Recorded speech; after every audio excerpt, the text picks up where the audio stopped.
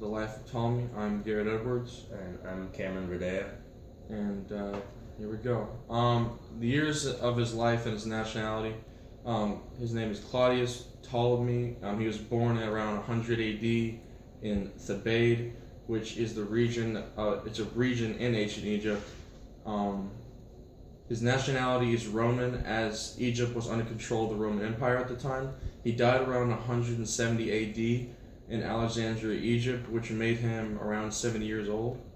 A brief description of his life would be, we don't really know that much about Ptolemy except for the fact that he lived in Alexandria, Egypt during the 2nd century, and 3 of his scientific works were very important to the development of Byzantine, Islamic, and European science in later centuries. Ptolemy wrote in Koine Greek and held Roman citizenship. He grew up to be a brilliant mathematician, astrologer, astronomer, and a writer.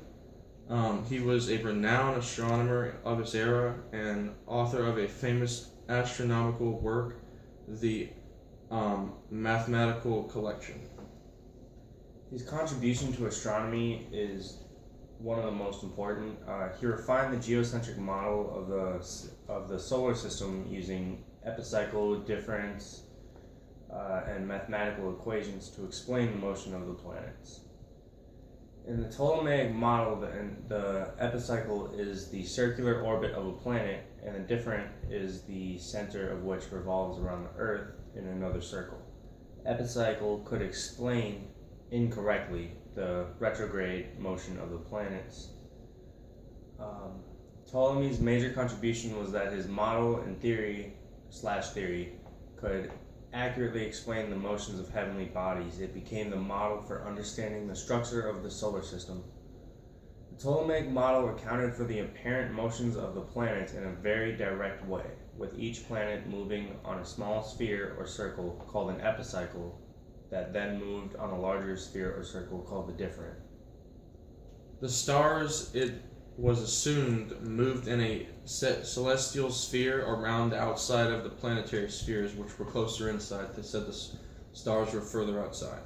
Ptolemy's theory placed the Earth at the center of with a center of the universe, with each planet on an orbit around it, and the stars on the celestial sphere. He believed that the astronomical elements existed in circular rotating motions. His solar system was geocentric, meaning that the Earth was located on a fixed point in the center of the universe. If the Earth was stationary, then the other planets were, his logic was at least, if the Earth was stationary, then the other planets were on an epicenter. The epicenter allowed the various planets to rotate at a different speed. Each planet had its own epicenter along the different.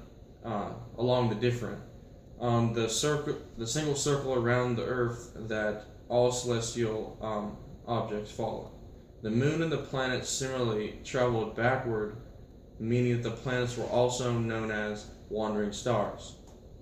In his book, the irregular movements of the heavenly bodies are in combinations of regular, uniform, and circular motions. The stars were at a fixed point and further away than the planets. There were 1,022 identified stars in the solar system.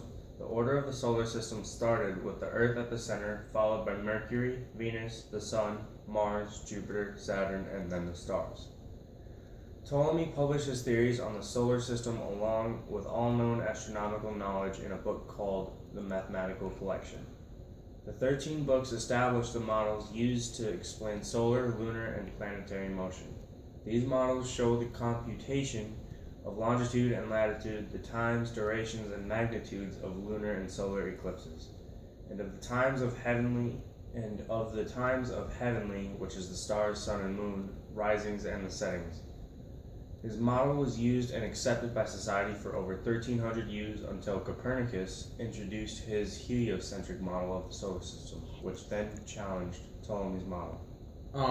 Also, the geocentric model was accepted by the church, so probably lasted a bit longer than that.